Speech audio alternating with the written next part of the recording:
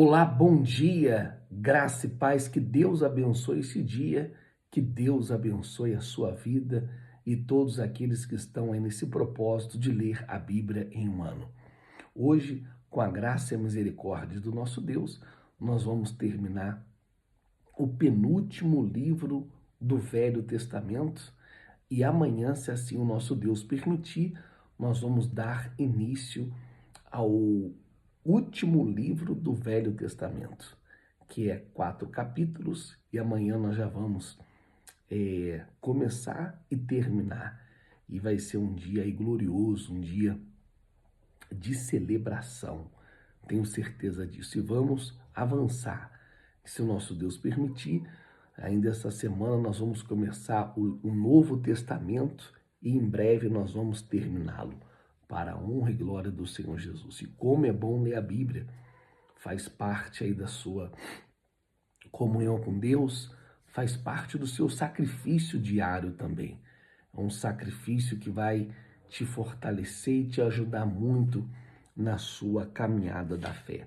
O capítulo 13 ou 14 fala aqui a eliminação dos profetas. Naquele dia, o capítulo 13 de Zacarias, uma fonte jorrará, isso daqui é uma profecia, antes que eu venha terminar de ler, é uma profecia, olha só, uma fonte jorrará para os descendentes de Davi e para os habitantes de Jerusalém, para purificá-los do pecado da impureza. Daqui a pouco nós vamos falar acerca dessa fonte. Naquele dia eliminarei da terra de Israel os nomes dos ídolos e nunca mais serão lembrados, diz o Senhor dos Exércitos. Removerei da terra tanto os profetas como os espíritos imundos. E se alguém ainda profetizar, seu próprio pai e sua mãe lhe dirão: você deve morrer, porque disse mentiras em nome do Senhor. Quando ele profetizar, os seus próprios pais o esfaquearão. É muito forte. Então, aqui nós podemos ver aqui que no livro, capítulo 13 de Zacarias, nós temos aqui a purificação de Israel. Ele vai falar aqui do pastor ferido. O assunto principal aqui do Zacarias capítulo 13 é a profecia sobre um tempo que haverá de purificação espiritual em todo Israel. Então, ele está ressaltando aqui a remoção, ele está removendo a idolatria e os falsos profetas. O capítulo 13 com essa promessa que naquele dia haverá uma fonte aberta para a casa de Davi e para todos os habitantes de Jerusalém, para a purificação dos seus pecados e de toda impureza. O verso 2 e o verso 3, essa remoção completa aqui da idolatria, lembrando que a idolatria é um pecado. E lembrando a todos vocês que foi o ponto fraco da queda do povo de Deus, né? O calcanhar de Aquiles. Então, o ponto fraco da nação, desde o seu início.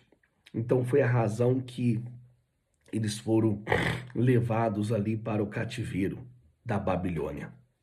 E também a remoção dos falsos profetas e aqueles que se envolvem com as falsas profecias serão expostos e rejeitados, como está aqui no verso 7 e no verso 9. Então, Zacarias faz essa referência aqui ao pastor ferido, que as ovelhas serão dispersas. Então, essa profecia fala do remanescente que será purificado. Então, esse pastor ferido, essa profecia é sobre o sacrifício que o Senhor Jesus fez na cruz e a sua redenção. Amém? A morte e a sua redenção, a sua ressurreição. Então, isso aqui é muito forte. Estou com a vontade de espirrar. Então, aqui fala dessa fonte aberta que é o perdão, e a nova vida que flui do Senhor Jesus, através da sua ressurreição. Ele vai destacar aqui a necessidade que Israel tem para a purificação, removendo a idolatria que reflete aqui no papel contínuo de Cristo, de purificar o seu povo. Então, isso daqui é muito forte. Os remanescentes serão purificados, é uma imagem da igreja de Cristo. Eu sempre falo aqui, aquelas pessoas, muitas vezes, te chamam de pai, chamam a pastora de mãe. Eu amo essa igreja e muitas das vezes essa pessoa não está mais, mas aquela improvável está.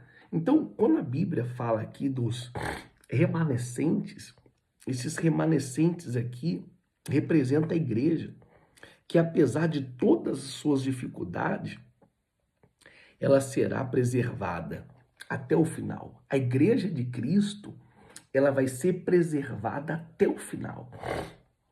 E nós somos essa igreja de Cristo, em nome do Senhor Jesus. E que você também seja preservado até o fim, até o fim. É os mistérios de Deus. Então aqui o capítulo 13 é uma profecia, fala da idolatria, fala dessa fonte, fala dos remanescentes, então dos falsos profetas, e fala que a igreja de Cristo, ela vai até o fim. E nós vamos até o fim para a honra e glória do Senhor Jesus. Você crê nisso? Se você crê, fala, pastor, eu creio que eu vou até o fim. Não é quem começa, é quem termina. O capítulo 14, olha só, o capítulo 14 também é muito forte. Fala a vinda do reino do Senhor. O grande dia, né? Outra profecia. Ele tá, o profeta, profetizando lá na frente o que vai acontecer. Vejam, o dia do Senhor virá. Você crê que esse dia virá? Quando no meio de vocês os seus bens serão divididos. Reunirei todos os povos para lutarem contra Jerusalém. A cidade será conquistada. Saiu, graças a Deus. Eita glória. Reúnam todos os povos para lutarem contra Jerusalém. A cidade será conquistada, e as casas saqueadas, e as mulheres violentadas. Metade da população será... Agora vamos 10, né? Desculpa aí, hein? Levada para o exílio, mas o restante do povo não será tirado da cidade.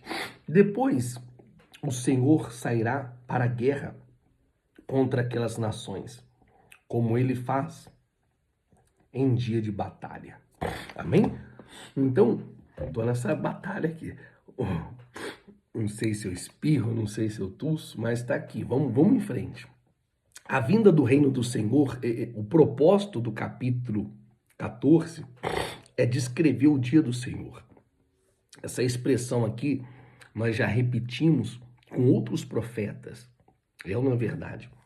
Então, várias vezes, por meio de outros profetas, quando Deus aqui ele vai intervir de maneira definitiva para julgar as nações e salvar Jerusalém e estabelecer o seu reino sobre a terra. Ele foi sobre as nuvens, mas ele vai voltar a estabelecer o seu reino. Então o capítulo 14 começa aqui com essa descrição, o ataque contra Jerusalém, onde as nações se ajuntarão contra a cidade, resultando aqui em uma destruição, uma guerra, uma batalha. O verso 3 até o verso 5 diz assim, ó: depois o Senhor sairá para a guerra contra aquelas nações, como ele fez em dia de batalha. Naquele dia, os seus pés estarão sobre os montes das oliveiras e do leste de Jerusalém. E o monte se dividirá ao meio, de leste a oeste, por um grande vale. Metade do monte será removida para o norte e a outra metade para o sul. Vocês fugirão pelo meu vale entre os montes, pois ele se estenderá até Azel. Fugirão como fugiram do terremoto nos dias de Uzias. rei de Judá. Então o Senhor, o meu Deus, virá com todos os seus santos. Naquele dia não haverá calor e nem frio. Será um dia único, um dia que o Senhor conhece, no qual não haverá separação entre dia e noite, porque mesmo depois de anoitecer haverá claridade. Então, o dia virá. O dia vem. Na verdade, é muito forte isso aqui.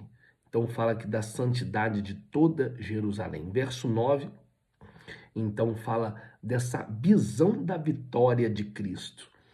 Isso também fala no livro de Mateus 24 e também Apocalipse 19.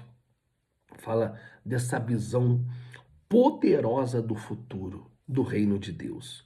Então, o julgamento dos inimigos de Deus também fala aqui, fala do tempo de restauração, e Deus, ele é soberano. Deus é dono de tudo, dono do tempo, dono de tudo. Ele nunca perdeu o controle. Então, quando nós lemos aqui, tanto o 13 como o 14, e o livro do profeta Zacarias, é uma profecia daquilo que vai acontecer. Então, todas as nações vão adorar. Todas as nações ali em Jerusalém. Tanto judeus como gentios. E diz assim, para a gente terminar aqui, é muito forte. Diz assim, deixa eu ler para vocês aqui o verso 16. Então os sobreviventes de todas as nações que atacaram Jerusalém subirão ano após ano para adorar o Rei, o Senhor dos Exércitos. Todos adorarão. Para celebrar a festa das cabanas. Se algum dos povos da terra não subir a Jerusalém para adorar o Rei, o Senhor dos Exércitos não virá para ele a chuva. Se os egípcios não subirem para participar, o Senhor mandará sobre eles a praga com a qual afligirá as nações que se recusarem a subir para celebrar a festa das cabanas. Sim, essa será a punição do Egito. E todas as nações que não subirem para celebrar a festa das cabanas. Naquele dia, verso 20, está inscrito nas sinetas penduradas nos cavalos, separado para o Senhor. Glória a Deus.